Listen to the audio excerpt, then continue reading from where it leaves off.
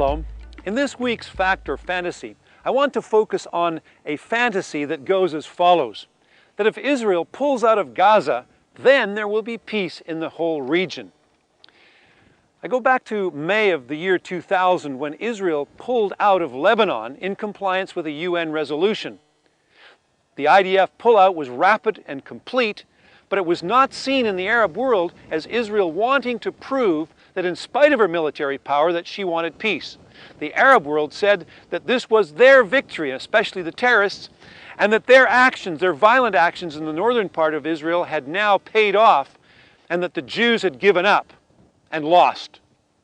The truth is that Israel pulled out to prove their sincerity in their quest for peace.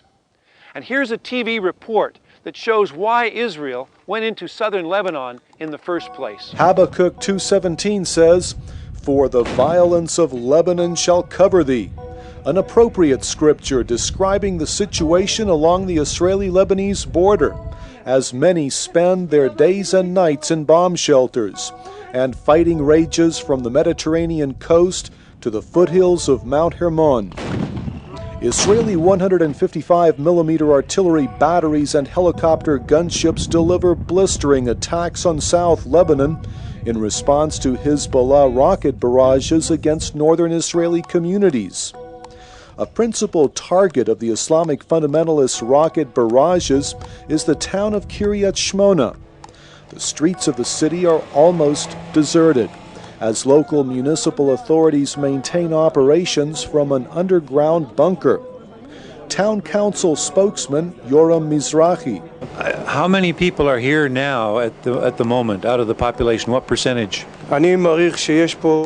I estimate that there are presently 6,000 people remaining in Kiryat Shmona. Since the start of Operation Grapes of Wrath, the Army and the municipality together have evacuated 4,000 people, while another 10,000 left using their own private means. Those remaining spend most of their time in bomb shelters. Under the circumstances, we try to help the people in every way we can. We provide psychological counseling, and we maintain the shelters providing food and equipment. But it's difficult to stay in shelters over a prolonged period of time. It is not pleasant. It's like being in a cage.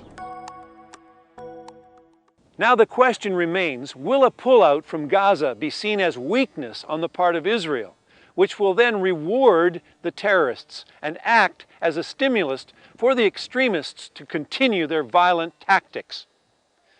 Next week, I want to continue with you in this search for fact or fantasy in the Middle East conflict. I'm Dr. Jay Rawlings. We'll see you then.